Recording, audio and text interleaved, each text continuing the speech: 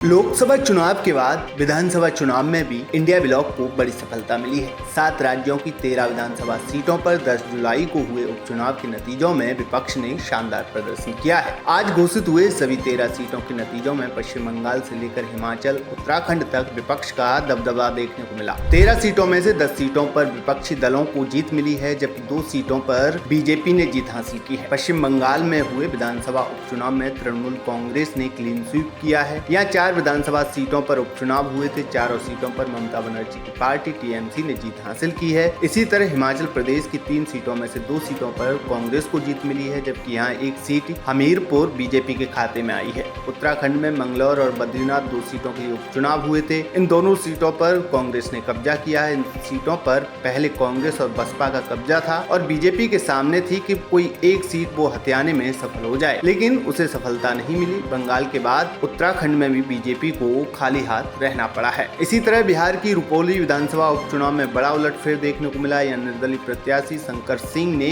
जीत हासिल की है। शंकर सिंह ने रुपौली विधानसभा उपचुनाव में आरजेडी और जेडीयू दोनों को मात दी है। जेडीयू के कलेंदर प्रसाद दूसरे नंबर पर रहे, जबकि आरजेडी से बीमा भारती मैदान में उतरी थी और वो यहाँ तीसरे नंबर पर रही है। खास बात यह है कि ये सीट पप्पू यादव के संसदीय क्षेत्र पूर्णिया में आती है। कुछ दिन पहले हुए लोकसभा चुनाव में पप्पू यादव ने पूर्णिया से निर्दलीय चुनाव जीता था। उपचुनाव में पप्पू यादव ने भी बीमा भारती के लिए प्रचार किया था, लेकिन वो बीमा भारती को जीत नहीं दिला सके। पंजाब में भी एक सीट जालंधर वेस्ट पर उपचुनाव हुआ था। यहाँ आम आदमी पार्टी को जीत मिली है। आपके मोहिंदर भगत ने कांग्रेस प्रत्याशी को मात दी है। तमिलनाडु की बिकरावंडी सीट पर सत्ताधारी डीएमके ने जीत हासिल की है। हालांकि मध्य प्रदेश से बीजेपी के लिए एक अच्छी खबर आई है। मध्य प्रदेश के छिंदवाड़ा की अमरवाड़ा सीट पर बीजेपी ने जीत दर्ज की है। छिंदवाड़ा कांग्रेस का गढ़ रहा है, लेकिन लोकसभा चुनाव के बाद अब विधानसभा उपचुनाव में बीजेपी ने यहाँ सेंध लगाने में सफलता हासिल की है। इस खबर में फिलहाल इतना ही। तमाम अपडेट के लिए बने रहिए किसान तक के साथ।